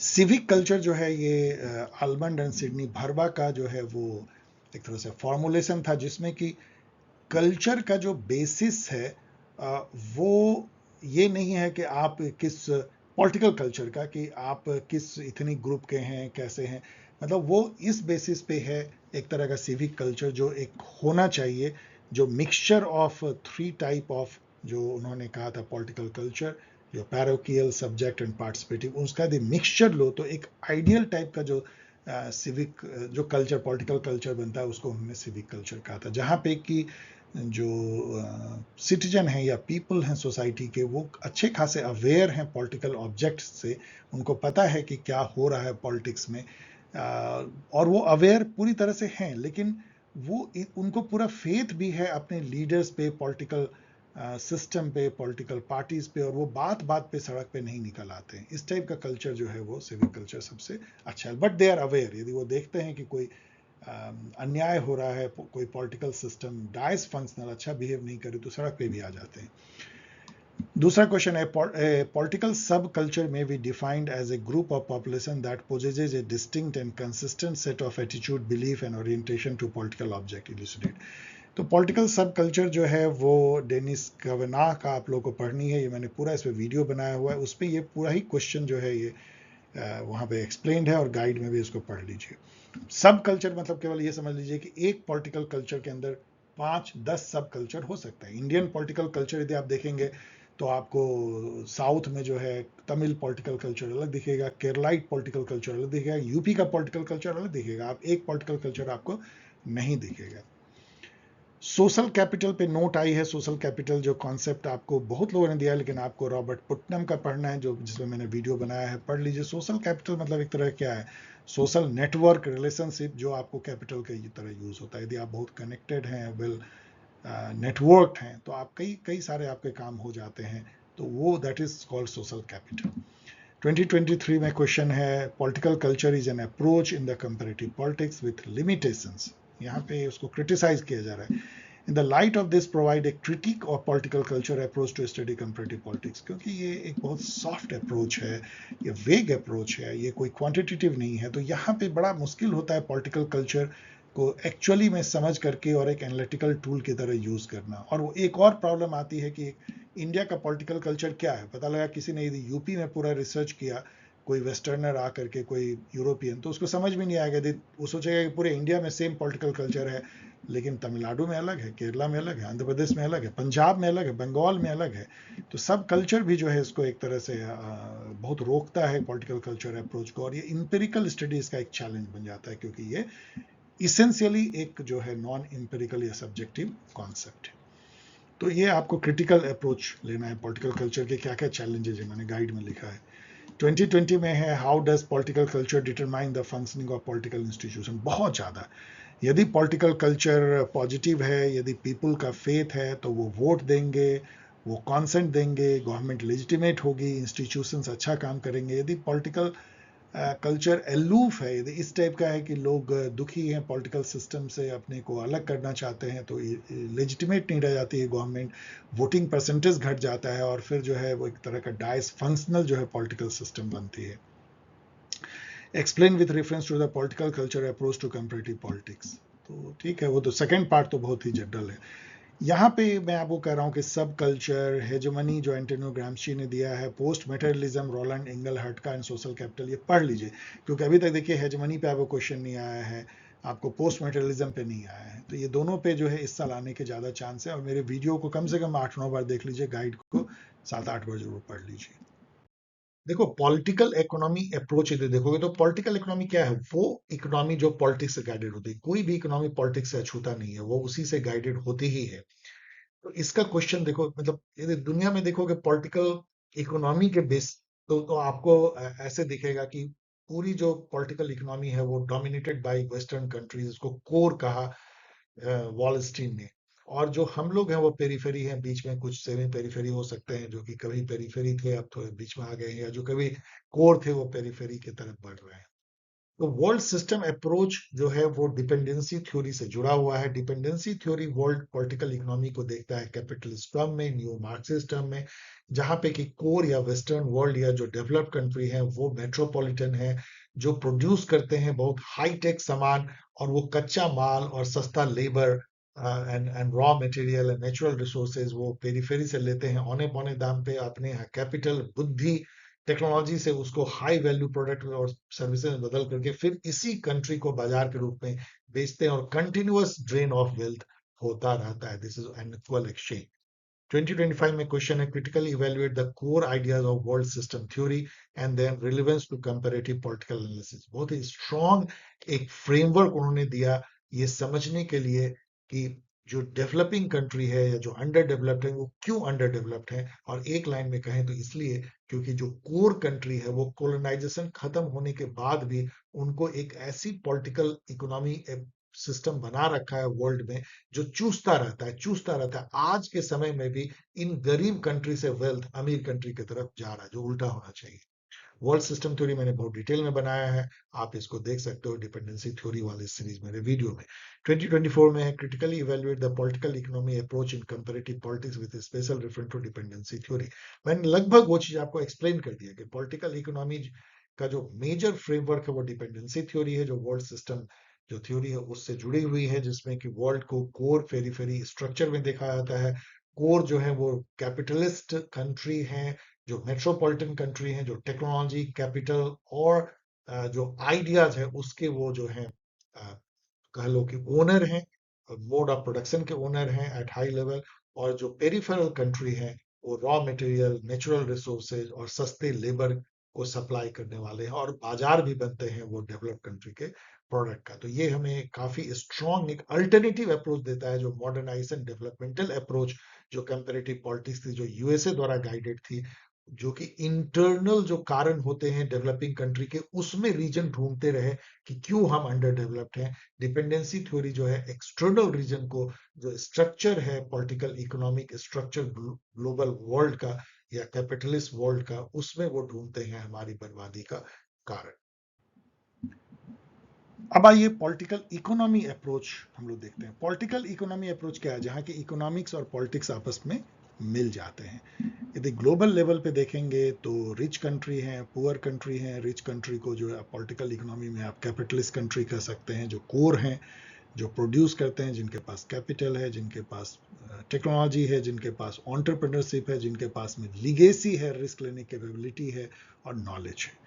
जो पेरीफेरल कंट्री हैं, जो थर्ड वर्ल्ड कंट्री हैं, वो गरीब कंट्री हैं, वो जनरली रॉ मटेरियल पैदा करते हैं, wood, timber, mineral, or, water and उस टाइप की लेबर, चीप लेबर और agriculture commodity.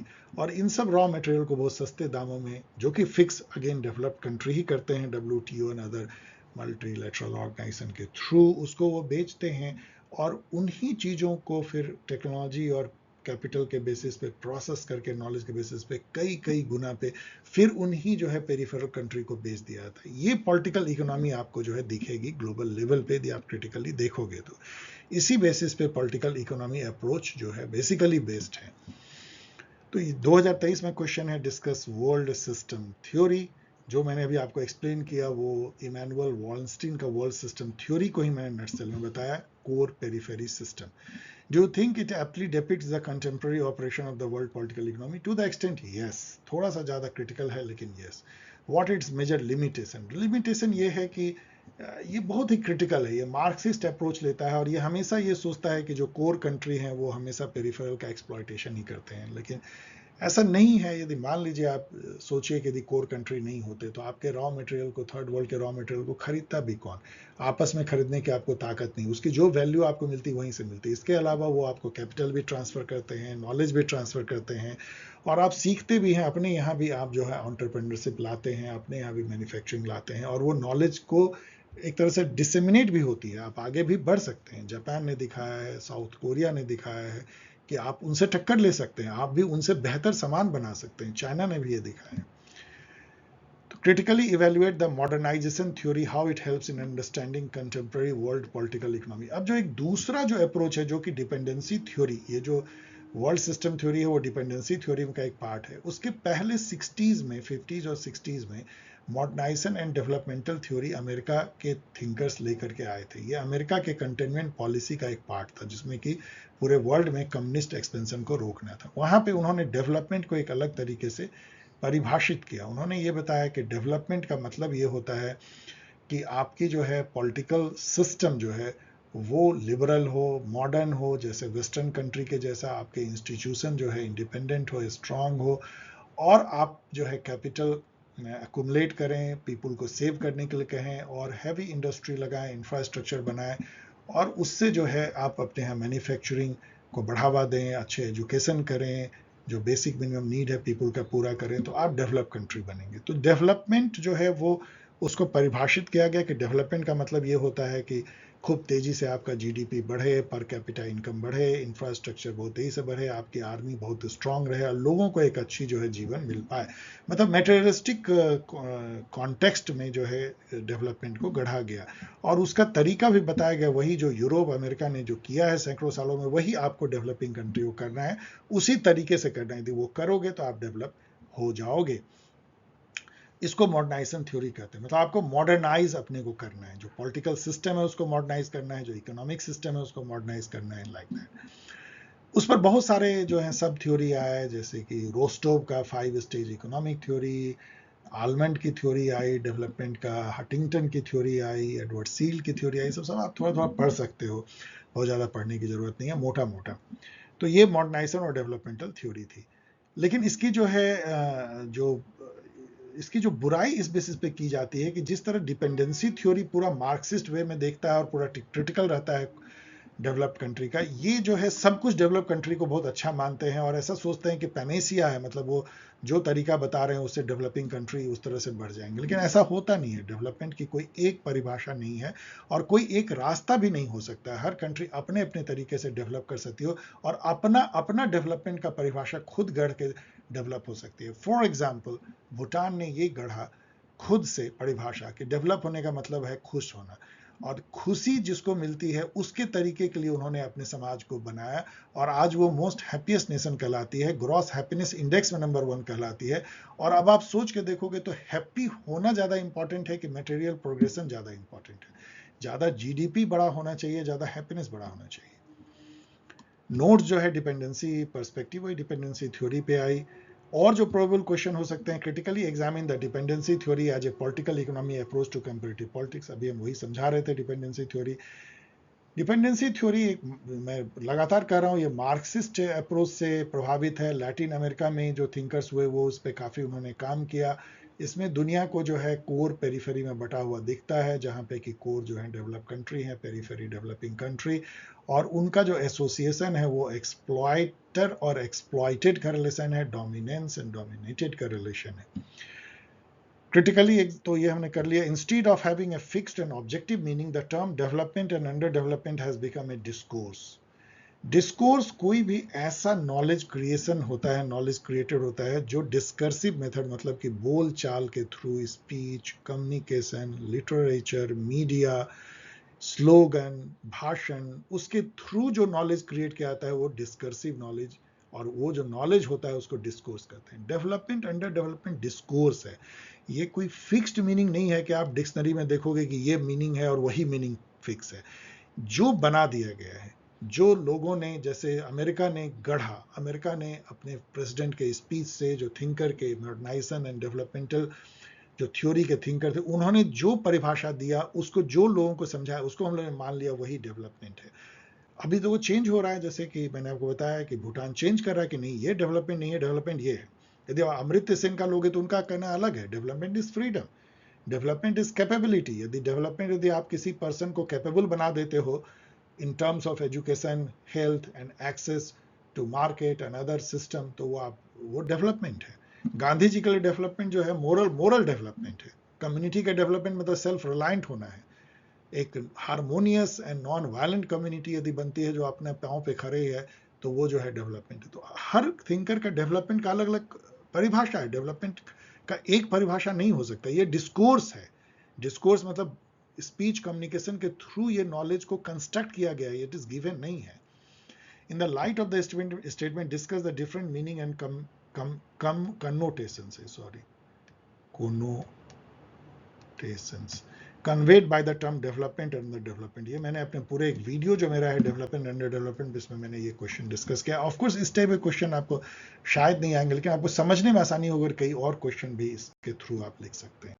Finally dear student, देखें तो जेंडर, इस पे तो मैंने आगे जो वीडियो आगे वाला जो ओल्डर है उस पर मैंने काफी कुछ कहा है, तो यहाँ बहुत जल्दी से मैं कह देता हूँ। 2025 में जेंडर देखो दो तरीके से है कि जेंडर जो है कंपैरेटिव पॉलिटिक्स में कहाँ पे है, क्या थिंकर जो है वो फेमिनिस्ट है, या जो हम फ्रेम बनाते हैं पॉलिटिकल कल्चर उसमें जेंडर जो है औरतें कैसा सोचती हैं, क्या मर्द और औरतें एक ही तरीके से पॉलिटिक्स को देखती हैं? बिल्कुल नहीं देखती। इंडिया में अब जान लो कि औरतें अलग तरीके से पॉलिटिकल पार्टीज, पॉलिटिकल क्लास और पॉलिटिकल एक्टिविटी को देखती हैं, अलग तरीके से सोचती हैं मर्दों से। तो एक तो ये कि हम औरतों के नजरिए से हम कंपेयर कर पाते हैं कि नहीं, कौन सा पॉलिटिकल सिस्टम औरतों को ज्यादा आगे बढ़ाता है, कौन पीछे, औरतें पार्टिसिपेट पॉलिटिक्स में कितना करती हैं, क्या सोचती हैं। These are the gender perspective in comparative politics. 2025 में क्वेश्चन है, compare the effect of gender quotas in different country. अब तो ये अफर्मेटिव एक्शन की तरफ पूछ रहे हैं, तो जो रिजर्वेशन इंडिया में, तो आप नारी शक्ति बंधन अधिनियम देख सकते हो। Of course, do you think that they are effective way to increase women's representation? Yes, of course.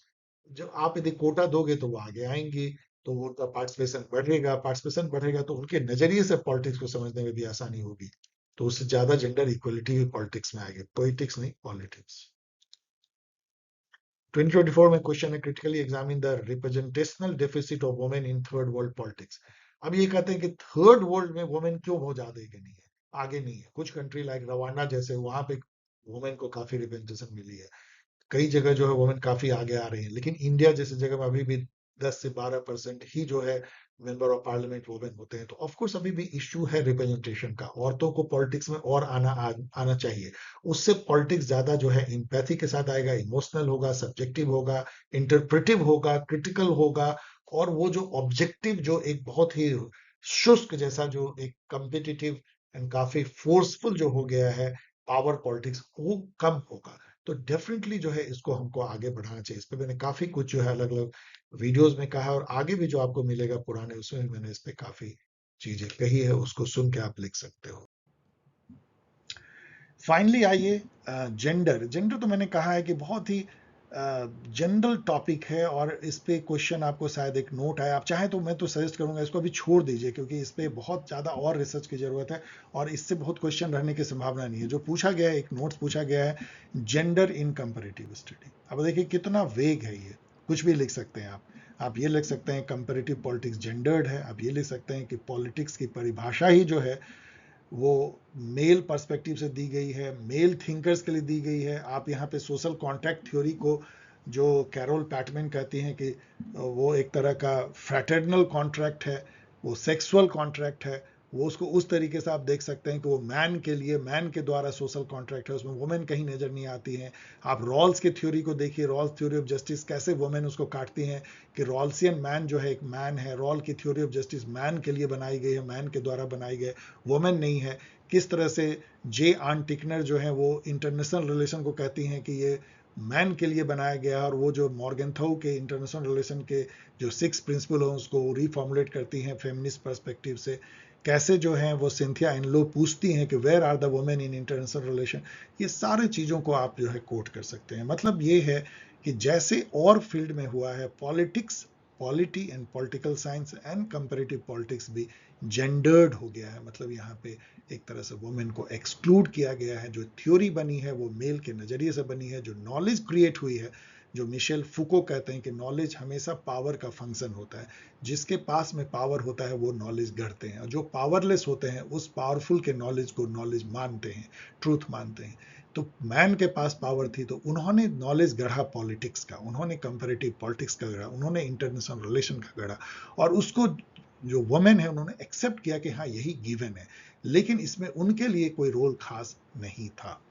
यही आपको लिखना है। 2022 में है, critically examine the idea that the despite several policy reforms participation of women is dismal in political system. अभी भी कितने country में जो है वो पॉलिटिकल लीडर जो है, टॉप पॉलिटिकल लीडर वुमेन है। इंडिया में देखिए कितने परसेंट, 9-10% जो है वुमेन वो पार्लियामेंट में चुन के आती है। अभी नारी शक्ति वंदन अधिनियम कितने मुश्किल से पास हुआ है, वो भी कब लागू होगा इसका कोई ठिकाना नहीं है। अदर प्रोबेबल क्वेश्चन हो सकते हैं, critically examine the issue of women in conflict and peace from gender perspective. शायद कन्फ्लिक्ट पीस ऐसे नहीं आया, आपको कंपैरेटिव पॉलिटिक्स में आएगा। How roles and experience of man and women are different in conflict and peace. ये conflict peace पहले चूंकि था इसलिए लिया गया, अभी इसको मुझे नहीं लगता कि बहुत रिलेवेंट है।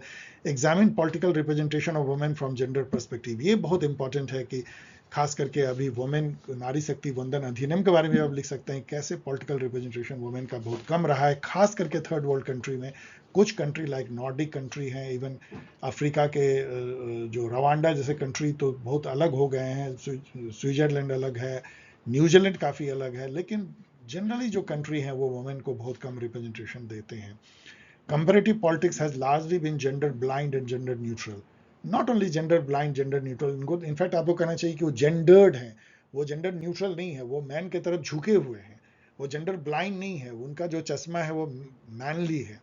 In the light of the statement discuss gender and role in comparative politics, जो अभी तक मैंने बताया वो, और मैंने जो गाइड में लिखा है उसको और आप देख करके इसको लिख सकते हैं। लब्बुलुआब यही है कि like any other arena of life, politics, comparative politics is itself gendered, जहाँ पे कि वुमेन को काफ़ी कम रिप्रेजेंटेशन, पार्टिसिपेशन, तवज्जो और उनकी वैल्यू, उनके पर्सपेक्टिव, उनके नज़रिए को बहुत ज़्यादा नई जगह मिलती है। सो ओके डियर स्टूडेंट, मैं भी बुरी तरीके से थका हूँ क्योंकि मैं सुबह से इसको बना रहा हूँ और मुझे ये कंसियस में हूँ कि जिनका 4 तारीख को एग्ज़ाम है उनको भी इससे फ़ायदा हो जाए। इसलिए चलिए, आपने पेशेंस से यदि यहाँ तक आप पहुँच गए तो इसका मतलब आपने बहुत धैर्य से इस कठिन टाइप के पेपर एनालिसिस को, जिसमें काफ़ी सारे चीज़ों पे मैंने अपने वक्तव्य दिए हैं, एक्सप्लेन करने की कोशिश की, बहुत फास्ट वे में उसको सुना है। Thanks for watching. यदि आपको अच्छा लगा हो तो शेयर करें, सब्सक्राइब करें, कमेंट करें, और आप डाउनलोड कर सकते हैं ओल्ड गाइड। ऑफ कोर्स ये ओल्ड गाइड है, मैं हमेशा कहूँगा 2 चीज़ें इसमें मिलेंगे आपको। इन्वायरमेंटल जो सॉरी जितने भी ग्लोबल प्रॉब्लम है उस पर आपको आंसर मिल जाएंगे, ग्लोबल सोशल मूवमेंट पे आंसर मिलेंगे, और आपको ग्लोबलाइजेशन क्या है उसको कैसे समझ सकते हैं, एंटी ग्लोबलाइजेशन क्या है, वो सब भी पे भी आपको उस पर मिलेंगे। और एक बात और मैं आपको याद दिलाना चाहता हूं कि यदि आप ये सोच रहे हैं कि सर कब से जो है वो CUET PG25 की प्रिपरेशन स्टार्ट करवाएंगे, तो ये है डेट 1 अक्टूबर।